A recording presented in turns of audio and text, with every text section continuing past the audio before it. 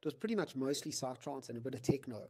And over the last 5 years or so, drum and bass has started to Yes, it's been exploded. Right. Like, and I thank, if I can say something, I want to thank the drum and bass community, because I think that they, at stages where we've been struggling to get some psytrance festival goers, people, attendees, the drum and bass community has carried the psytrance side. And I think people, we need to say thank you to the drum and bass community for still, they are helping us so that we're still keeping that side alive, you know, because we can, me and you, or if I can also be honest with you, all these festivals cost money. Yeah. I mean, for the promoters, for the people going, like attendees, everybody has to pay money to attend a festival or put up a festival.